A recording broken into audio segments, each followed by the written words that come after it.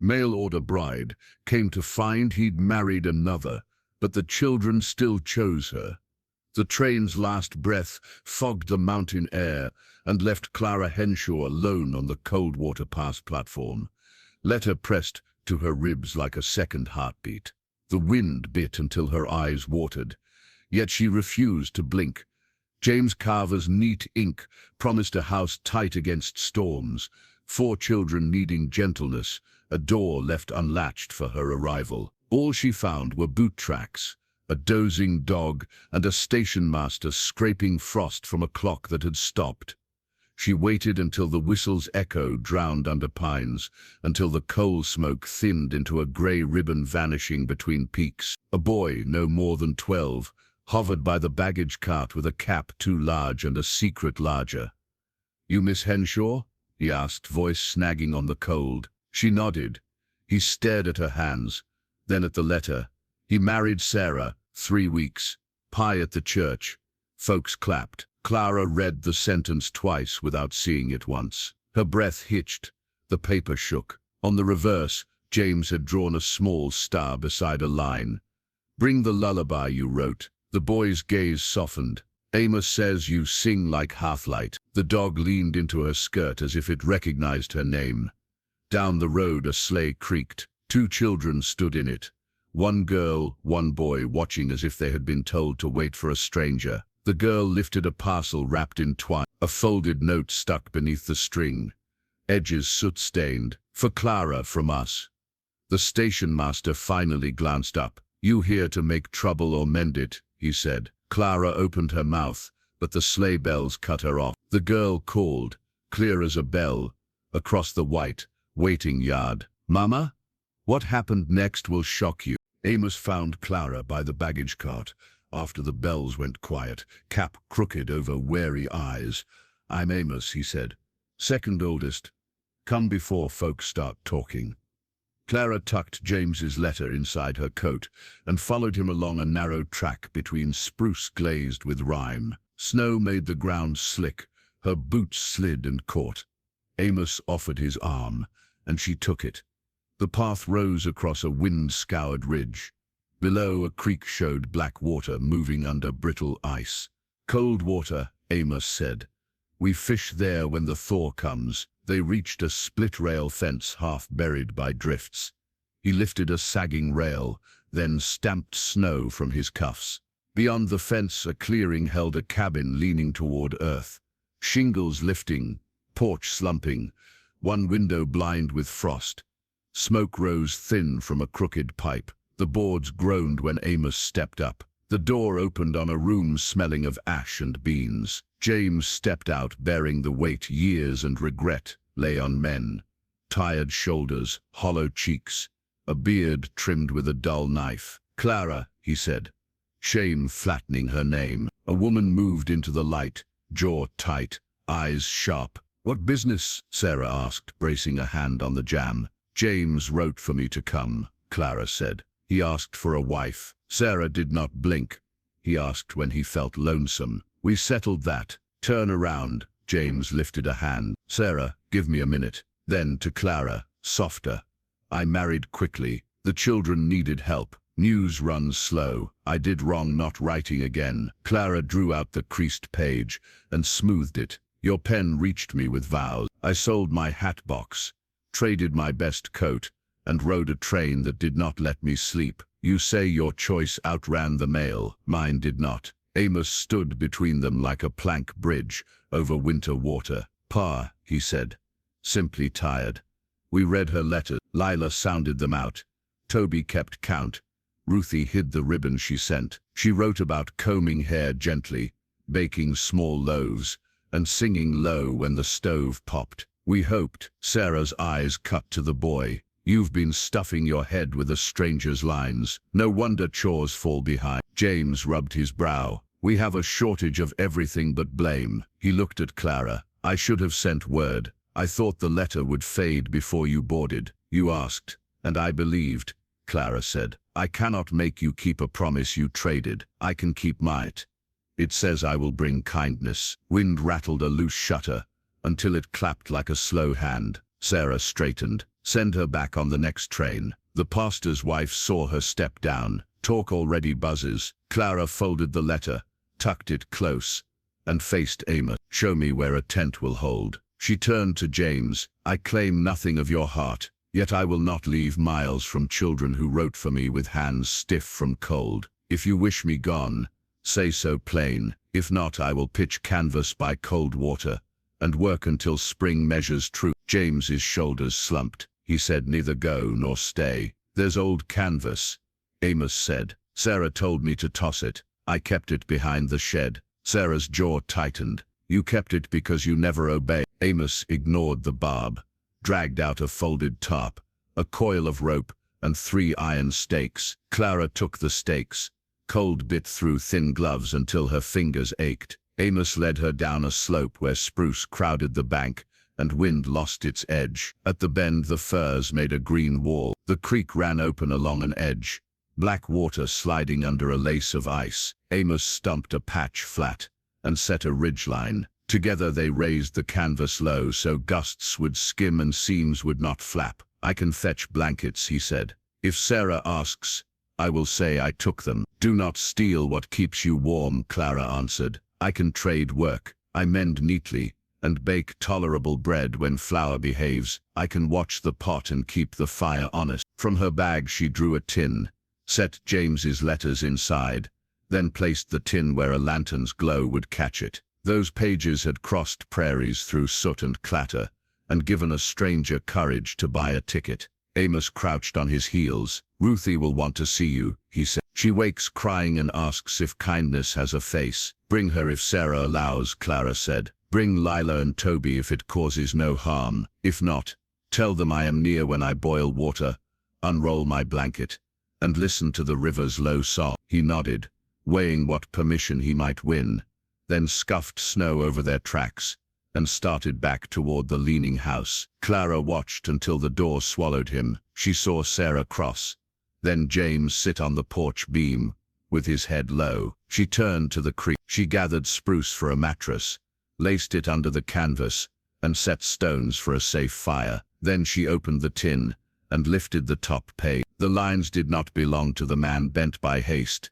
They belonged to the father who wrote about small triumphs, counted in warm hands around a table made of boards that did not match. She read a paragraph aloud, voice low. Chores finished at dusk.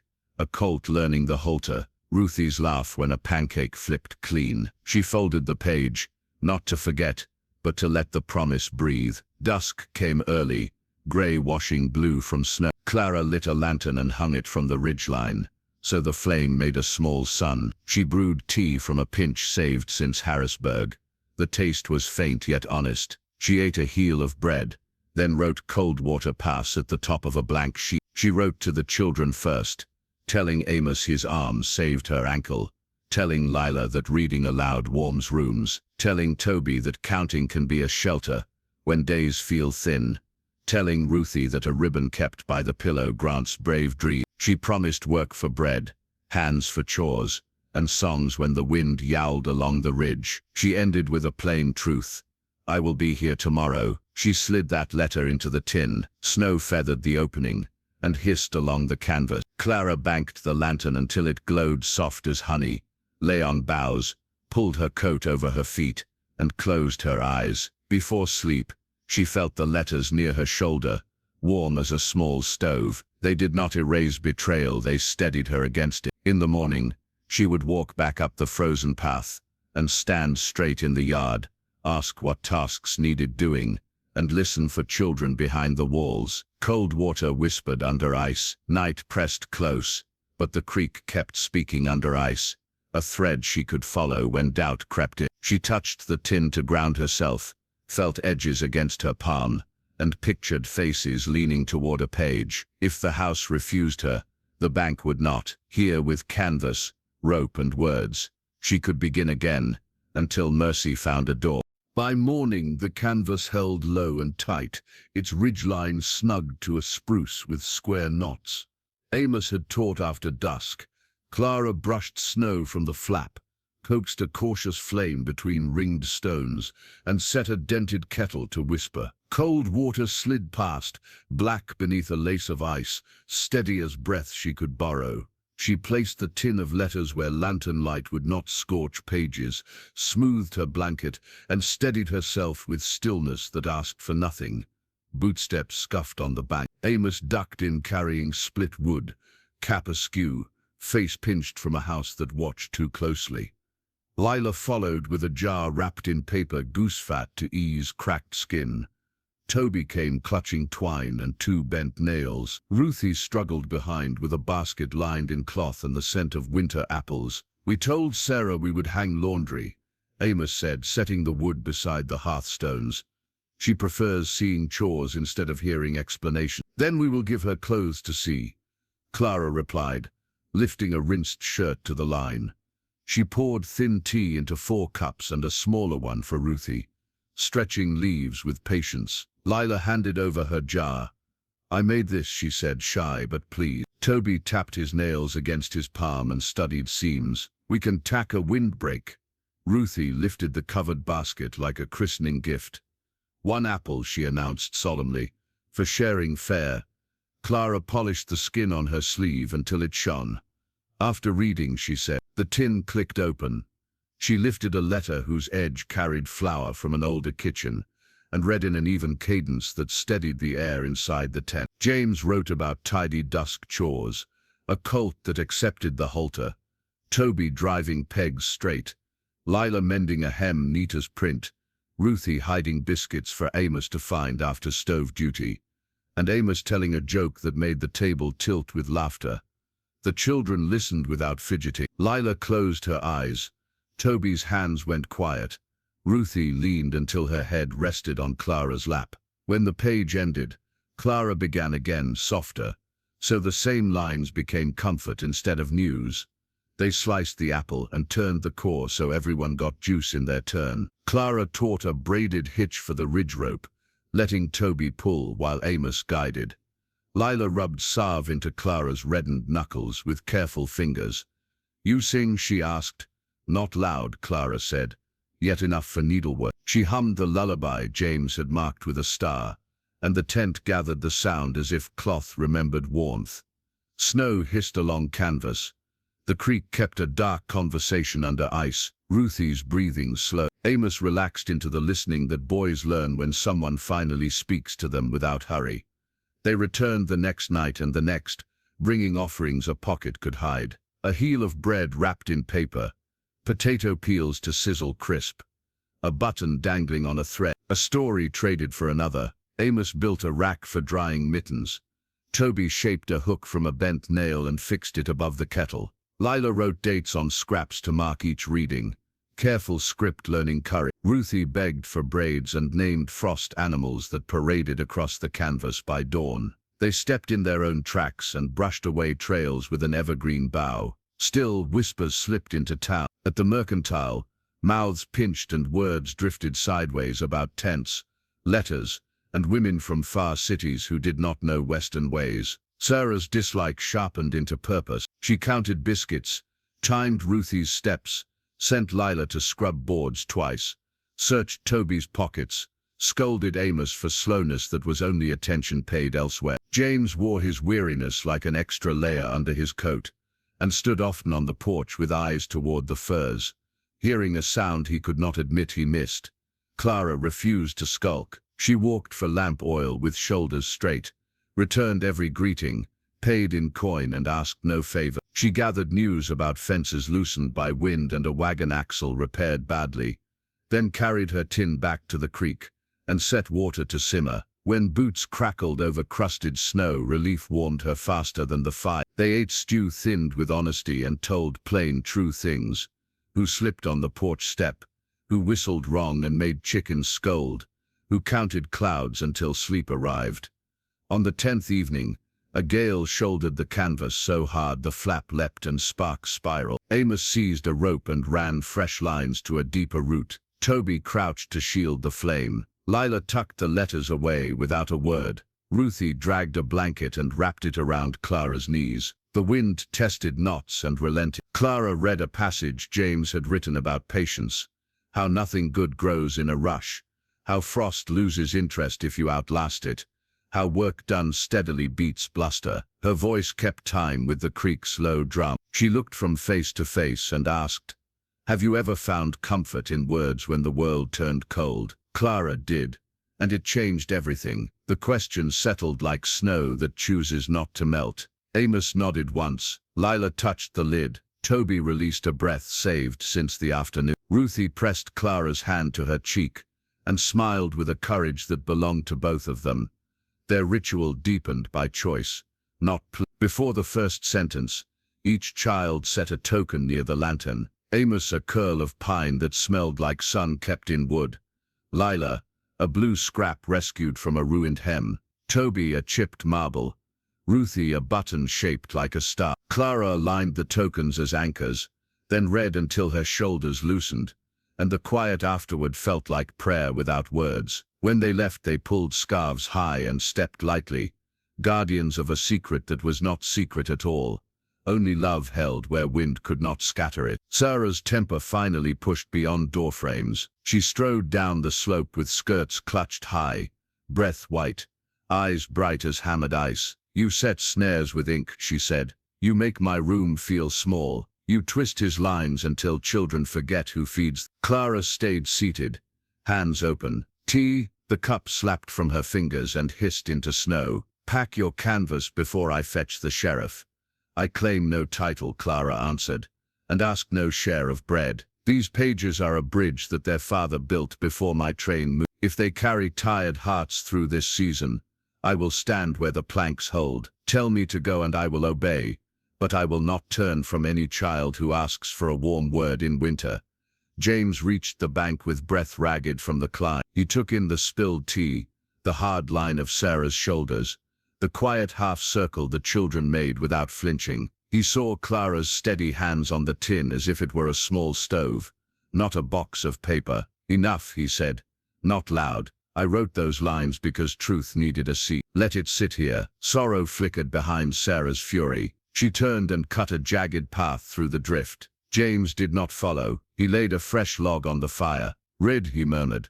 "My words sounded better when kindness carried them." Clara opened a page that smelled faintly of flour and smoke, and read while wind pressed its face against the canvas, and the creek kept speaking. Amos relaxed by small degrees until the weight slid off. Lila's shoulders softened. Toby's fists opened. Ruthie traced the loops of a sentence with one finger, learning the shape of hope by touch. The tent adopted the rhythm of a house without walls. Mittens steamed. Pebbles warmed near coals before vanishing into boots. Threads collected for mending. Clara taught Toby to backstitch, taught Lila to turn a hem, and taught Amos to splice rope without losing strength. She listened more than she spoke. Even silence changed near her.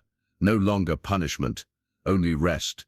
Gossip thickened with the froth. "A woman at the pump," said Sheriff, then dropped her eyes when Amos looked up. A man muttered that tents draw wolves. Pastor Wren tipped his hat and asked after health, careful with lines he might cross. The children ignored the rumbling and navigated by older stars. They arrived at twilight, placed their anchors, and listened while Clara lifted the lid. One night Ruthie brought a drawing, 4 figures beneath a triangle that could be a roof or a mountain, with a small box at the center. "That is the letters," she said. Lila frowned, then smiled. "No," she whispered, "that is the fire." Toby squinted. "Maybe both," Amos said.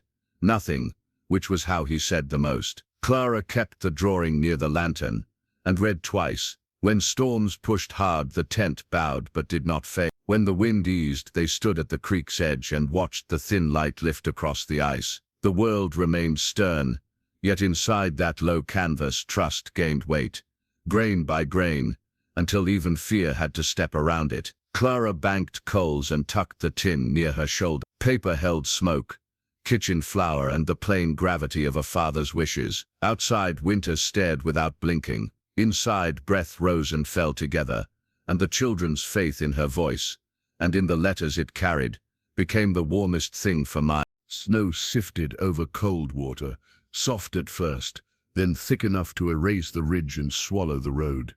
Clara tightened knots, banked the coals, and warmed salve above a flame. The creek murmured under ice. A small figure burst from the drift and slid down the bank, arms flailing. Ruthie lurched through the flap, fell to her knees, and gasped, face red with cold. Clara caught her, pulled the canvas shut, and wrapped her in a blanket. "She hit me," Ruthie whispered. "I took stew crust. My belly hurt from the smell. Sarah saw crumbs and called me a thief." Welts striped her wrists. Clara dabbed salve with 2 fingers, tied muslin over each mark, and steadied the girl with a tin cup. "Sip," she said. "Slow." "You ran far," she murmured. "Your feet did brave work." James told her to stop. She reached for the strap again. I ran when she turned for salt. Bootsteps thudded through the squall. Amos ducked in, coat iced. "She flew," he panted. "Sarah sent me with a rope. I brought my hands instead." Lila followed with a small kettle. Toby came last with sticks under his coat and a rag of sugar won with marbles. He saw the bandages and looked away. Clara stirred tea and added a pinch of sugar, then blew across the rim. "Warm outside, warm inside," she said, passing the cup. Amos shouldered the windward pole and backed the knot. Lila set the spare kettle to simmer. Toby fed the fire 1 twig at a time. "Tell what you can," Clara said. Ruthie spoke in pieces. "I peeled, swept, counted spoons. The stew smelled like Sundays. I took a crust from the pot lip, while Sarah stepped out. Crumbs near the bucket gave me away. She grabbed my hands, called me names, and fetched the strap. I thought if I ran to the letters, I would not be alone." "You were not," Clara answered, smoothing hair from her brow. "You were not." The canvas bowed and steadied. Clara opened the tin and read a spring page. Lambs born before dawn. A fence mended while geese traced chevrons. A skillet rescued from flames, with a wet sack and a silent prayer. Amos's shoulders dropped. Toby's hands kept time with careful sticks placed at even beats. "Will the strap follow here?" Ruthie asked. "Canvas does not open itself," Clara said. "We choose who steps through." They ate and traded small truths, while the weather argued. Amos described patching a roof by lamplight, while sleet slapped boards, and James steadied the ladder.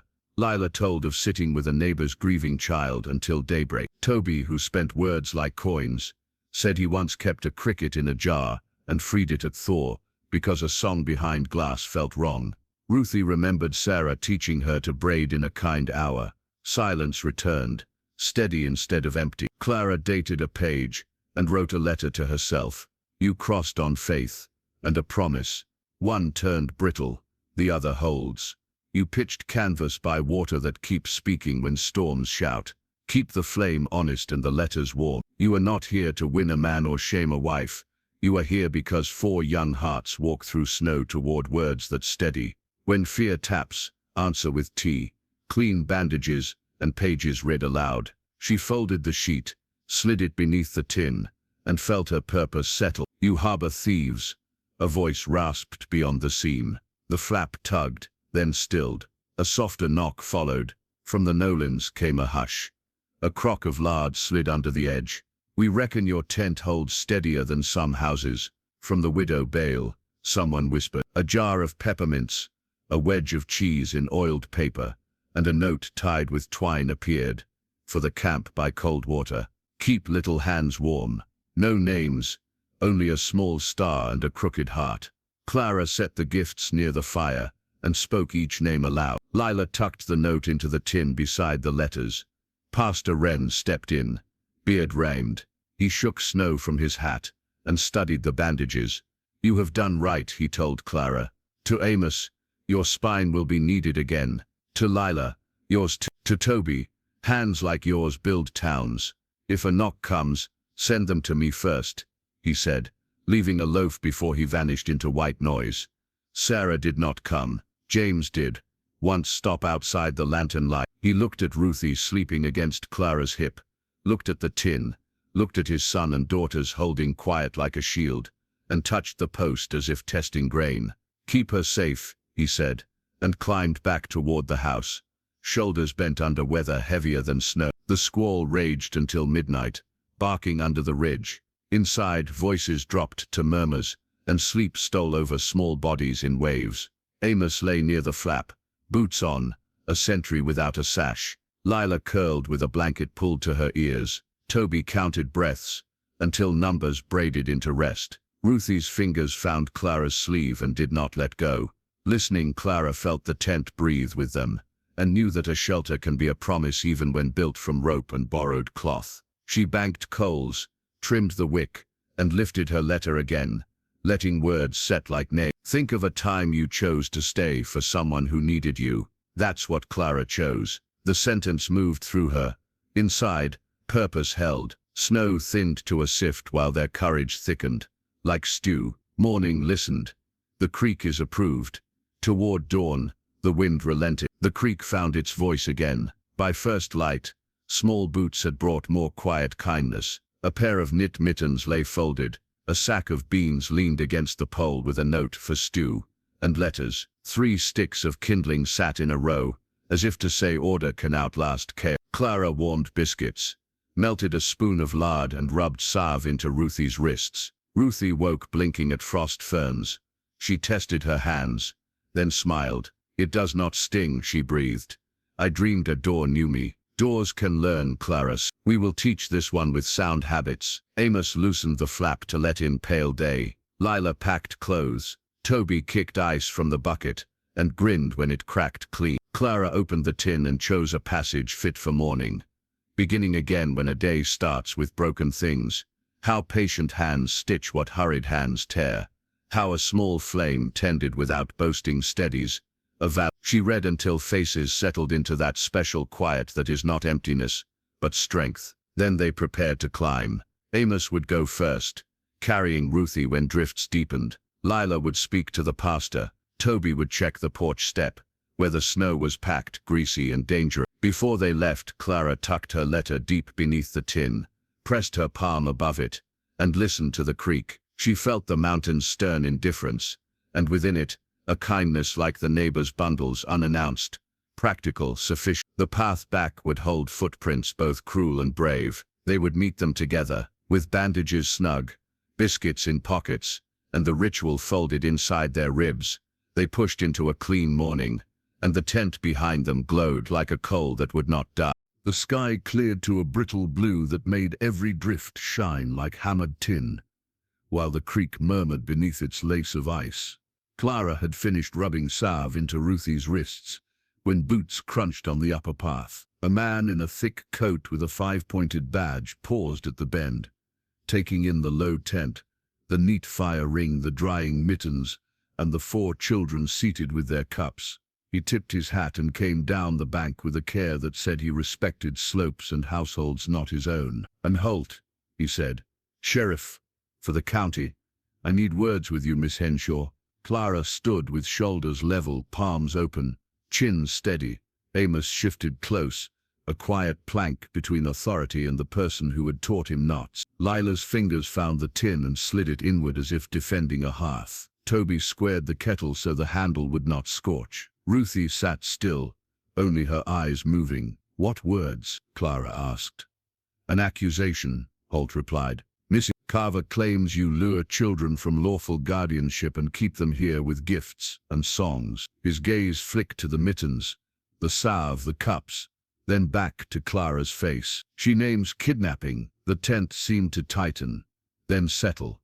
Outside, wind rattled a dead stalk. Inside, breath aligned. "Their feet carried them," Clara said. "They return home after we read. I beg nothing but honesty in their own time. Look at their boots for chains if you doubt." Holt studied scuffed leather, laces tied by small hands, a nick on Toby's heel that matched a splintered porch. "Chains leave a different pattern," he said. "Still, I must report what I've been told." Amos stepped forward. "We come because of the letters," he said, "because she reads them like the stove reads wood." Lila lifted a page and showed the loop that marked a star. "Pa wrote that for Clara," she said. "He set the mark himself." "Mrs. Carver says the letters are a trick," Holt answered. "That a stranger can forge comfort when a family feels weak." Heat rose in Clara's cheeks, then faded. "Comfort can be forged," she said. "So can chains. These pages hold work done, bread sliced, tempers mended, promises made. I read them as written and let mercy do the rest. Ruthie whispered. I ran to the letters when the strap came. Holt's jaw hardened. I heard that, he said. Neighbors talk. So does the pastor. As if called by name, Pastor Wren appeared above the bank. Beard frosted. Eyes kind under a brim dusted white. He descended, shook Holt's hand, nodded to Clara, and crouched level with Ruthie. Do your hands heal? She nodded. He rose and faced the sheriff. I carry something, he said, drawing an envelope from his coat. James Carver wrote it. Witnessed by me, 3 months past, when word arrived that a certain woman would travel here on faith. Holt opened the envelope and read, if Miss Clara Henshaw comes to Coldwater Pass as arranged, she is to be welcomed. If mischance or haste changes my household before her arrival, I ask our neighbors to show her regard. My children hold her letters close, and will have the care she offers. The signature sat plain. The pastor added, James gave a copy to the church box. I kept this. Holt folded the sheet. This doesn't end every argument, he said. You still live apart from the house. Mrs. Carver still burns. Yet the law knows letters, and it knows signatures. A gust pushed the flap, then fell back. Clara poured tea and offered Holt a cup. He stood without entering, honoring a threshold made of rope and grace. Why here by the creek? He asked. The station has a stove. Because the children asked in their way, Clara said. Because canvas can hold a promise until boards catch up. Because this water keeps its voice even when the ridge forgets its own. Holt tasted the tea. Lean brew, he said, almost smiling. Honest though, he faced the children. Your mother says you're misled. Amos did not blink. We know led from misled. There's a difference between being dragged and being welcomed. Lila added. We go home after the reading. We fill pails. We fold clothes. We leave the tent tidy, like a pew. Toby opened his palm. See?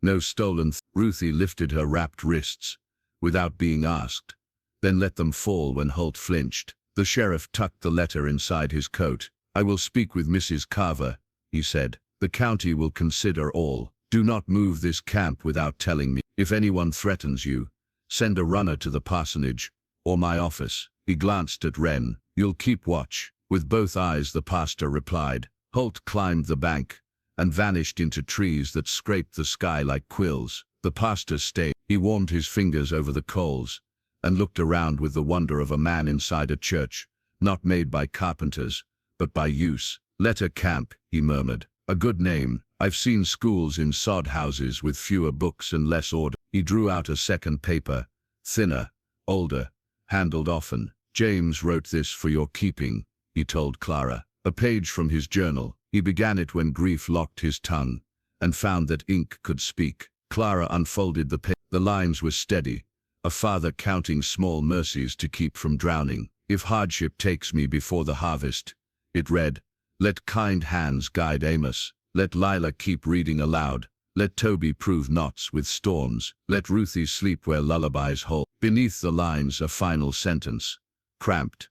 If Clara comes, trust her. Clara folded the page and placed it inside the tin. Thank you, she said, for believing this small fire matters. There are winters when fire and grammar are the same work. Wren answered. Both teach us to keep breath in the right order. Outside the temperature fell. Holt's tracks trimmed the slope. Another set, sharper and hurried, turned toward the road. Gossip scratched at doors and curled under eaves, yet gifts kept arriving the way truth moves, when no trumpet orders it forward. A jar of pickles from the Nolans, a wrapped brick warmed at a hearth, and carried down with tongs, a paper parcel of needles from a widow who once stitched uniforms, 3 eggs in a sock, left before dawn, a string bag of potatoes set on a stump with a sprig of pine. Evening returned. Amos tightened the lines. Lila arranged cups. Toby coaxed flame from coals with patient breath. Ruthie set a star button beside the lantern, then tucked her wrists under Clara's palm as if anchoring hope. Clara opened the tin, lifted James's letter, and read until the tent held that particular quiet which means strength. She lowered the page and looked at them. When have you seen trust bloom in unexpected places? Clara saw it in their eyes. No one answered. They did not need to. The answer sat between them in lamplight. Wren rose to leave, but paused in the opening. "The county will send men with blank looks," he said. "Do not trade your warmth for their chill. Let them hold the paper and hear the truth. The rest is winter. It will pass." The children lingered, unwilling to return to rooms where words came sharp. Amos told of a calf, born in sleet, that lived because James breathed into it like a bellows, until lungs remembered they were made for air. Lila described a neighbor teaching her the alphabet twice, once with letters and once with recipes, so she would learn that words and bread share meaning. Toby counted the times a fence held in storms to prove a knot's worth. Ruthie whispered a hope that Sarah might sit here and not shout. Clara listened and added her own truth in a voice that held steady flame without smoke. She had boarded the train uncertain, arrived bruised by a broken promise, and now stood as keeper of a fellowship no statute could easily name. Winter pressed harder with each hour, yet Clara's posture did not bend. She mended a glove, checked knots, and brewed a pot while Holt's promise to speak with Sarah hung like a bell not yet struck. James's journal page rested in the tin, its lines steadying each glance toward the house. Amos stacked wood and practiced the splice until it held smoothly under strain. Lila copied the signature, not to mimic it, but to learn how a name can carry duty. Toby etched dates on a scrap so their ritual would keep time even if clocks failed. Ruthie hummed the lullaby and pressed her bandaged wrists against the warm rim, learning that heat can be gentle. Clara stepped to the opening and let the cold sting her face. She breathed out and the night breathed back, and in that exchange her purpose became a fact. Winter waited outside. Snow slid from the ridge while the creek ran black under a lace of ice. Holt came first, collar up, hat rimmed. Behind him trudged 3 county officials in heavy coats and a clerk with a ledger. "Miss Henshaw," the tallest said. "Avery, county investigator. With me are Mr. Finch and Mr. Dodd. We are here to examine allegations of unlawful custody, enticement, and an unlicensed camp. We are also here to keep people from freezing," Holt added. Avery kept his boots outside the flap. "We will take testimony now." Clara stood with squared shoulders and open hands. She poured thin tea. "Start at the beginning," Avery said. "With letters," Clara answered. "James Carver wrote across miles, asked for help, promised a place, and named his children. I arrived to find a different marriage, yet the same need. I pitched canvas where wind drops and water speaks. The children come after chores, leave before curfew. We mend, read, count, keep temper like banked coals. No one is held." Finch clicked his pen. "Mrs. Sarah Carver claims seduction by sentiment and a wedge driven between parent and offspring," Dodd added. "She claims theft of time and the softening of discipline." Amos stepped forward. "We haul wood, fill pails, fold cloths, and still come," he said. "We stand straighter after." Lila cradled the tin. Father asked Clara to bring songs and bread. Toby opened both hands. "No stolen things." Ruthie lifted her bandaged wrists. "My hands hurt." She wrapped them. Avery looked toward the spruce. Pastor Wren drew an envelope. "James wrote this under my roof," he said. "He signed it, I witnessed it." Avery read, "If Miss Clara Henshaw reaches Coldwater Pass as arranged, welcome her. If mischance or haste changes my house before her arrival, show regard. My children hold her letters close, and will have the care she offers." Clara drew out a small bound book, browned at the edges. "His journal," she said.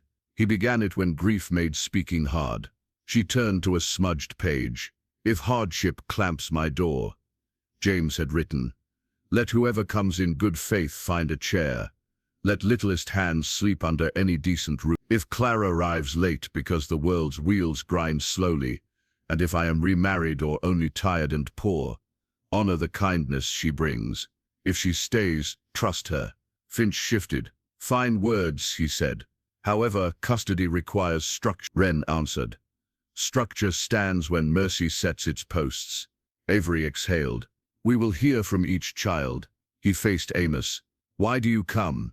"Because my lungs loosen when she reads." Amos. "Because I can set down anger without breaking anything." "Do you feel pressed?" "No." Lila. "Why do you come?" "Because reading here earns warmth, not scorn," she said. Because the letters say my name, and I must answer. Do chores fail? No. Toby, why do you come? Because tools learn when words teach them, he said. Because knots want stories. Are you told to lie? No. Ruthie whispered. Because lullabies do not hurt. Avery looked at Clara. And you? A promise arrived before me, and still needs honoring. I remain because 4 children walk through weather to sit where words warm. Snow thickened, muting the world to lantern radius and breath. Holt moved aside so the officials could see the whole camp. Dodd studied the knots, the stove stones, the shovel sunk tip first. Miss Carver must be heard, Avery said. We will consult the marshal, examine the journal, and review statutes on guardianship in remote wards. Until then, this site remains under observation. He reached for the book. Clara placed it in his palm, then held a heartbeat longer. Return it dry, she said.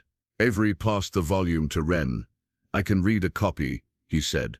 The original should sleep where it is believed. Footsteps scraped the upper path. Sarah appeared, coat belted hard, eyes bright with a fire that melted nothing. James trailed behind, beard frosted, breath rough. So here sits the court, Sarah called. Ask about stolen loyalty and eyes turned away at supper. Ask why a wife must compete with paper. You will speak at the house, Avery answered. Sarah descended until her glove brushed the flap, then stopped, refusal stiffening every line. James spoke low. Let them finish. You lost the letter camp already, she said. Do not lose our table. Holt stepped between anger and canvas. Ma'am, nobody is seizing your room. We are measuring a different shelter. Avery shut his ledger. We will leave for review, he announced.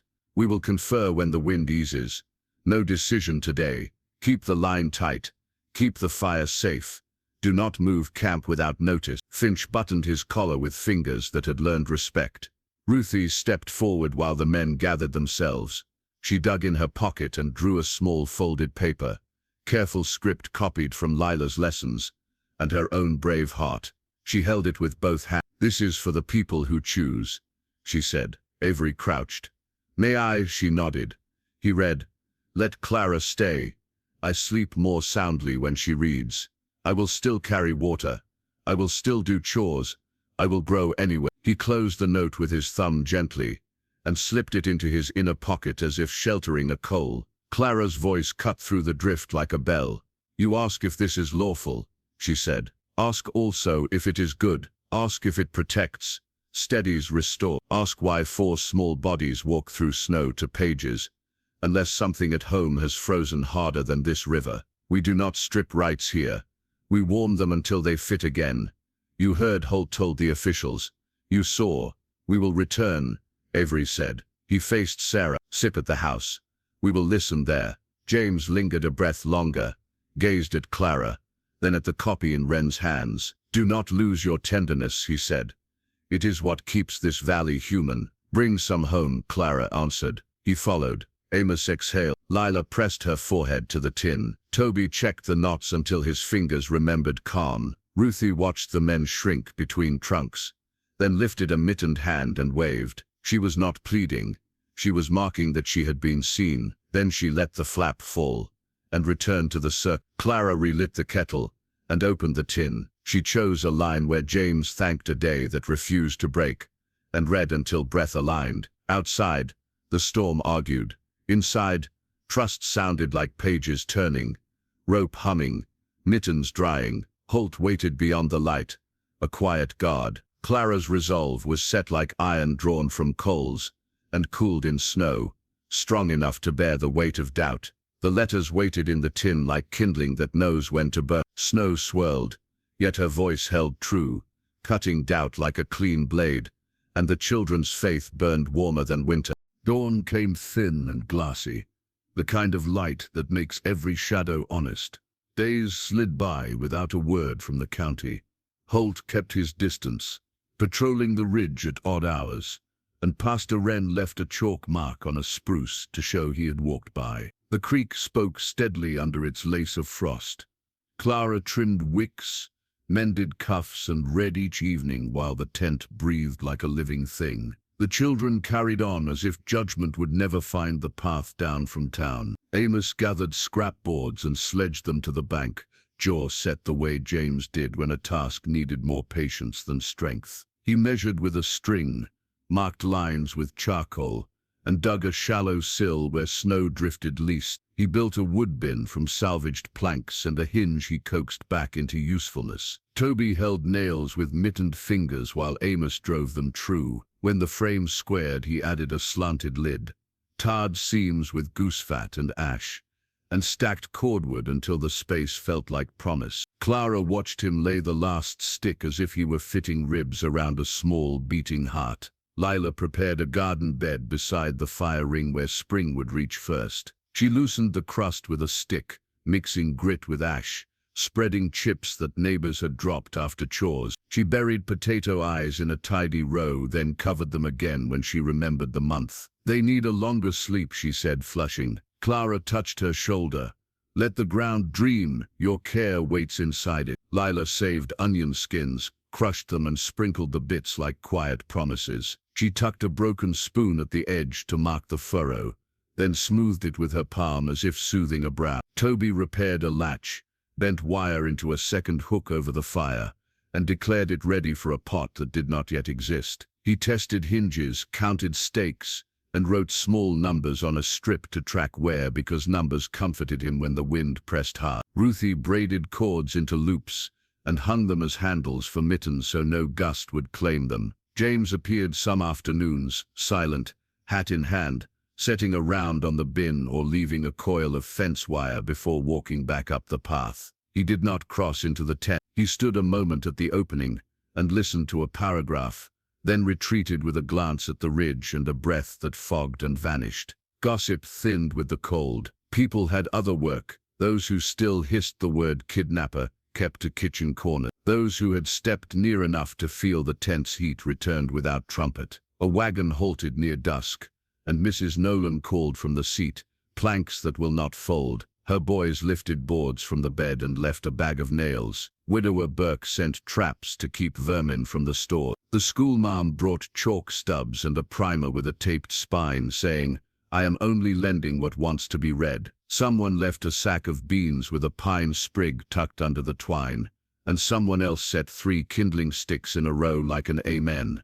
They kept living. Clara wrote a simple schedule that matched daylight, then bent it when a child arrived shaken or sleepy. They ate thin stew, traded stories and counted the small victories a camp needs to become a home. Ruthie slept more deeply. Toby's knots held through sudden gusts. Lila's hands stopped cracking when she remembered to grease them after washing. Amos learned to look up before lifting, measuring wind with his skin. The wood bin stayed full, and the creek kept a patient phrase going all day, low and continuous, as if reciting a vow. One afternoon a figure shifted on the ridge, slim as a sapling in a coat too light for the air. She carried a bundled infant tight against her chest, and stumbled as if she had already fallen 3 times. Clara heard the misstep, stood and walked to the slope with a blanket lifted like a flag that meant welcome. "I can bear you," she called. The girl reached the flat and would have dropped if the blanket had not found her. The baby mewed, then steadied when skin met warmth. "I'm Mary," the girl said, lips cracked. "I heard there was a tent where letters made room for breath." Clara guided her inside and built a fire without hurry, feeding it with patience like a mother spooning soup to a child who refuses but needs. Amos added wood from the bin and made the lid whisper shut. Lila fetched salve and cloth. Toby hung the kettle and set the hook he had promised himself would hold a real pot one day. Ruthie pressed her star button into Mary's palm and did not ask for it back. The infant's face, raw from the wind, eased against the hollow of Mary's collarbone. "You are safe," Clara said. "No one will pound this canvas without meeting Pastor Wren first. Holt knows our path. All who enter bring gentleness or leave it behind." Mary drank broth and told her story in edges. A logging hand with a mean mouth had traded comfort for liquor. He sold her mother's chair, pawned a quilt, laughed when the roof leaked, and mocked her hands when she tried to knit. When the baby arrived, he said sleep was for people who did not work. Last night he raised his hand.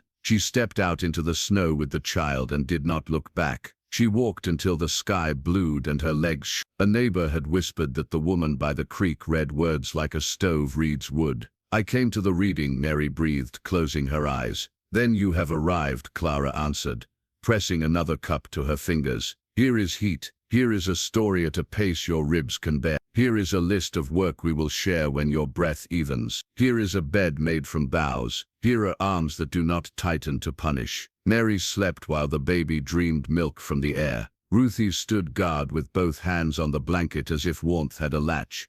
Neighbors kept arriving. The Nolans sent wool scraps for diapers and a spool of thread. Widow Bale brought a rocker so a mother could sway without walking holes into the ground. Pastor Wren returned with oatcakes and a small bottle of laudanum, which he promised to lock unless a physician ordered it. Holt checked the hill and posted a notice that said nothing about statutes and everything about eyes. Trespassers would be seen and named. A woman who had once called Clara a thief came with a tin of lye soap and a red face, left it without speaking, and hurried away. Lila added a line to the schedule: feed, burp, walk, hush. Toby built a cradle from a box that had held horseshoes. He sanded splinters with a scrap of leather and tested the rocker against the ground until it moved like breath. Amos fashioned a latch for the flap and a peg for Mary's shawl. Ruthie learned to hum in a way that made the baby's mouth relax. James watched once from the slope and left a bundle of batting without stepping into the light. Winter deepened, but Clara felt taller inside, as if the tent had stretched to fit a wider mercy. She read from James's journal each night and began adding small notes to the margins about the camp's own days, the bin filling like a granary, the garden plot sleeping under ash, Mary's baby hiccuping, the way Lila's skin healed, the sound of Amos laughing when a beam fit square. When the kettle emptied, someone refilled it without being asked. When a glove tore, it came back mended. When fear knocked, it left without a reason to stay. They still heard talk in town. Some insisted discipline had been thrown into the drawer. Others said letters were soft tools that carved hard men into shapeless things. But those who had felt the tense heat talked back. A teamster said he had seen Boots leave and return, and that mattered. A nurse who came to check Mary's milk told the baker that gentle hands can teach better than straps. The school mom said, any room where children ask for books is a room worth guarding. The blacksmith pointed out the fresh latch on the flap and said, whoever made that knows what hole. The county kept silent. The wind did not. It raked the ridge and tried to bully the camp flat. Ropes thrummed. Stakes held. Within, life moved around heat and words as if they were paired hearth. Clara's resolve gathered weight, the way snow gathers on pine, not a collapse but a deepening. They kept living not as defiance alone but as practice for spring. When Mary woke in the night, Clara rose with her. When the child cried at dawn, Lila stirred the fire awake. When Amos returned from errands with numbers in his head, he stacked wood until counting felt like peace. Toby checked lines, declared them sound, and taught Ruthie to tug twice on every knot. Mary's color rose and she began to help with tasks that would not jostle the child. She learned the lullaby's shape and sang under her breath. She wrote her name in Lila's primer with shy pride. She told the camp she would not go back. Clara did not ask for oaths. She found a ribbon at the bottom of her bag and tied it to the cradle's foot, a sign that said this corner was claimed by tenderness, not fear. By the third week without a summons, the camp moved as smoothly as a mill with good water. Amos kept the bin full and taught Toby to sight along grain. Lila checked her plot and spoke to the soil as if it were a friend healing from illness. Ruthie played at the post with the rocker, delivering imaginary parcels to a child who grinned at the wind and hiccuped at everything else. Letters retained their evening spine. Clara read, then folded silence around each page so meaning could settle. Trust thickened. Hospitality grew. Neighbors kept bringing food, tools and blankets, and the path to the tent tamped firm with ordinary kindness. In a valley that measured worth in weather endured, the letter camp endured, and the fire did not go out. Morning brought ravens over the ridge and sunlight that turned the creek into a silver thread. Holt arrived first, glove raised, followed by Avery, 2 county men, and the clerk with a leather folder. Pastor Wren came with them, boots careful on the crust. Clara stood at the flap with Mary and the children, breath misting, hands steady though her heart beat hard. Amos took Ruthie's mittened fingers, Lila held the tin. Toby set a stick on the fire and made the kettle hum. Avery cleared his throat. The county has concluded its review. Statements were weighed, journals examined, conditions observed. He looked at the wood bin, the neat pegs, the cradle Mary had rocked through long nights. We find Miss Clara Henshaw has provided consistent care and has not unlawfully restrained any child. Guardianship is awarded to her until further order, with oversight through the pastor and sheriff. The words floated like warm breath in winter, then landed. Mary exhaled. Amos rubbed his eye. Lila pressed the tin to her coat. Toby grinned without showing teeth. Ruthie smiled. The quiet smile that means relief has found a chair. A figure paused on the path. James descended, hat in hand, face lined by weather and regret. He stood by Avery and drew a folded packet from his coat. "Did," he said. "I promised a roof, then failed. Paper can at least keep its word." He held the document toward Clara. She did not take it. "This is your family's ground," she answered. "I cannot accept what you might repair." James shook his head. "The children live here in truth. Whatever my house contains, this camp keeps them themselves." The clerk opened the packet and spread pages on a plank. Amos laid across 2 stakes. Avery pointed at clauses. Wren read each aloud. Clara looked at the children, then at Mary, then at James. "I accept as steward," she said. "Every plan will carry their names before mine." James signed. Clara signed. Wren witnessed. Holt printed his name like a man who understands paper's weight. The clerk sanded the strokes and blew until grains danced. The deed felt heavier than paper should. Clara folded it into the tin beside James's journal and the small letter Ruthie had given the officials. The tent seemed to lift, as if the rope had relaxed from the strain it had carried too long. Even the creek changed tone, quickening under ice. Word traveled fast. By afternoon, neighbors filled the path with purposeful feet. The Nolans brought a sledge stacked with timbers. Burke came with augers, a brace, and a mallet.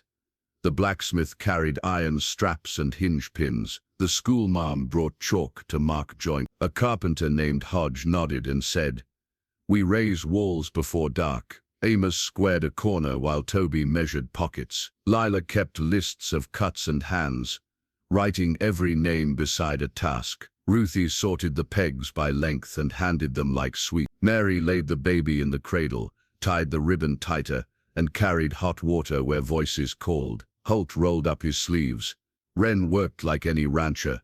Even Sarah came, jaw set, eyes hard, carrying a box of nails. She set it down without speaking and stepped away.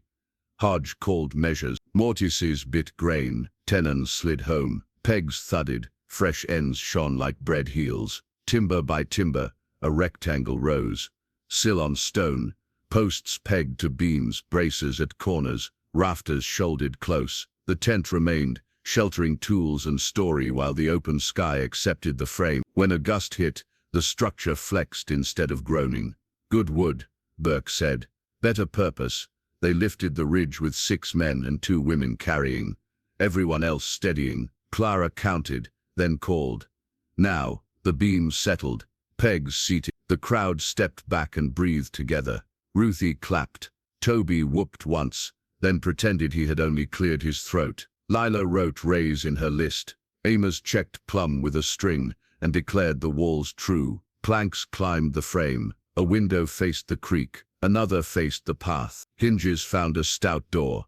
The blacksmith set pins that would not fail. Hodge added a small loft for storage and reading. The roof wore shingles cut from Nolan offcuts, laid in courses that would shed April rain. Before dusk, a room stood where canvas had held. People waited for Clara to speak. She stepped into the doorway and looked toward the ridge, then down at the water. Ever built something lasting from broken beginnings? Clara's home rose from letters and love. The words drifted like sawdust in late sun, then settled on shoulders and hats, until everyone carried a bit of the sentence away.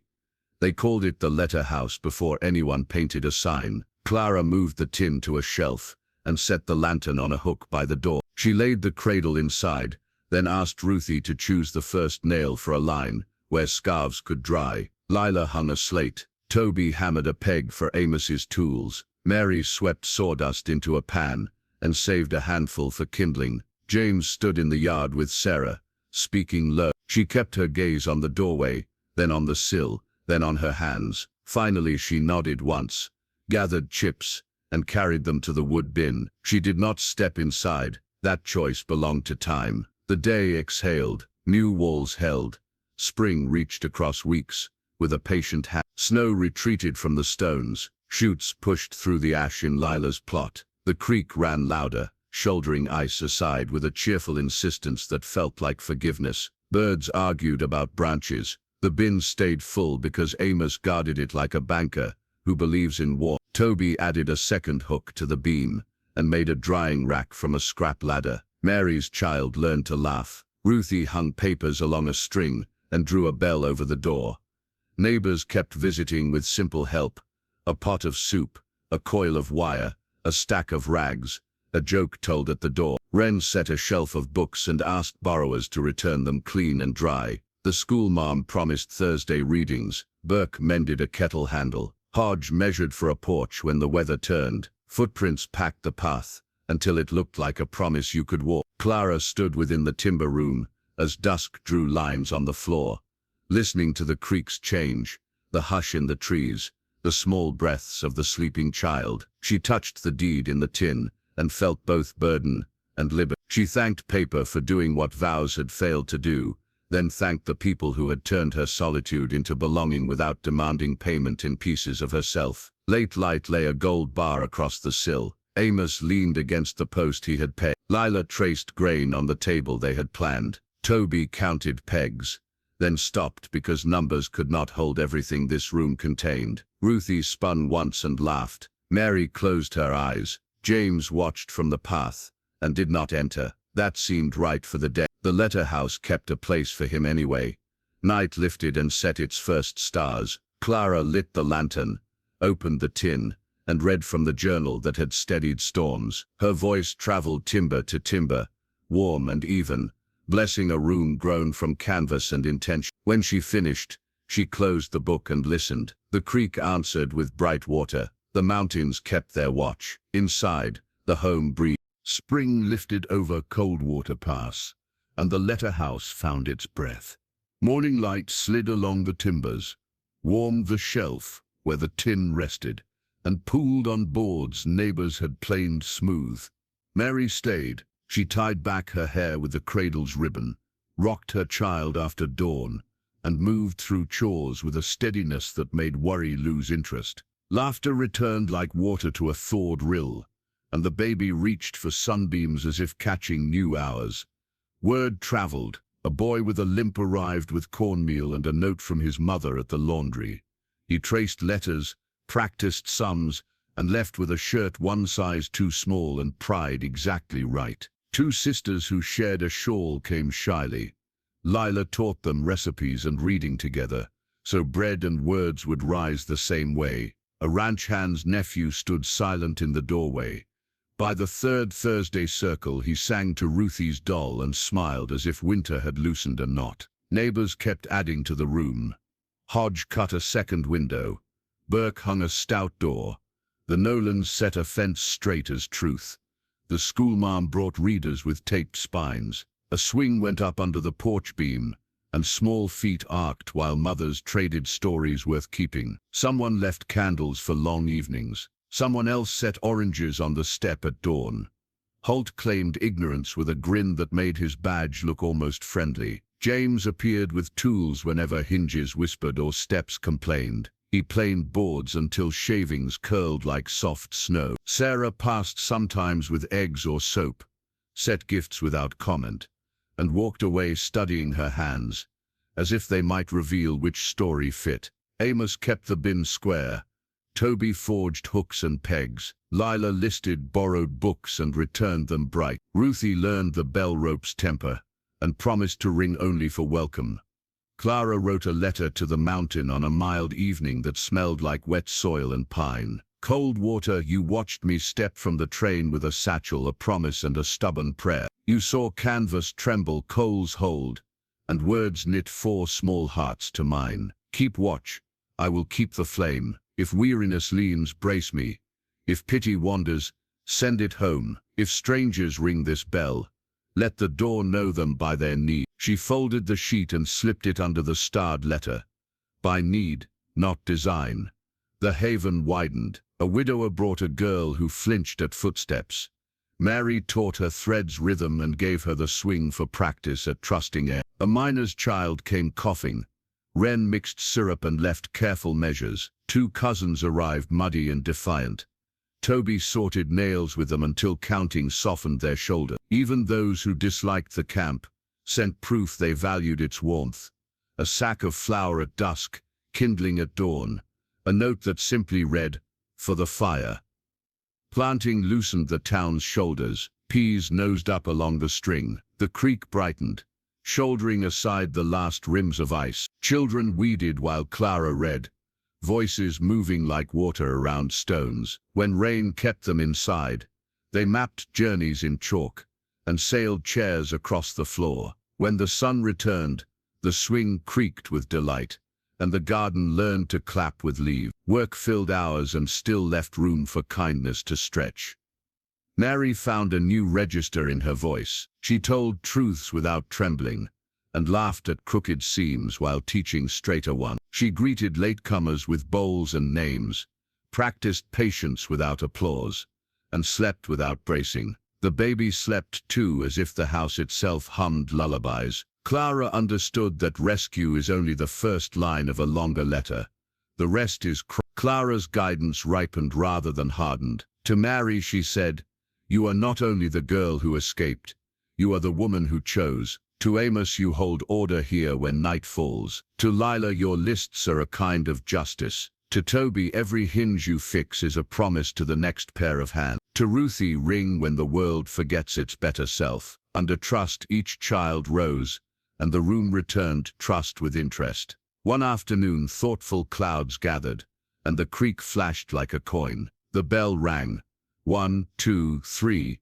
Clear notes traveling the path before footsteps did. A man stood at the gate, hat low, coat dusty with miles. A small figure peered from behind him, eyes used to ducking. "He needs a place after lessons," the man said. "I need work and a stove that doesn't fight me." "Work is a language, we speak it daily," Clara answered. "Come, start with stew and names." The boy sat at the table and traced knot patterns, while Mary ladled broth, and Amos set another bowl without ceremony. Ruthie steadied the swing and waited until he wanted to fly. Days braided into something durable. Shoes waited on the porch in straight ranks. The bell learned the difference between alarm, welcome, and celebration. Wren's Thursday circle gathered testimonies that did not need eloquence. Holt leaned in the doorway some evenings, badge quiet, eyes at rest. James carried less sorrow on his shoulder. Sarah lingered at the fence and watched 2 sisters read from the same page,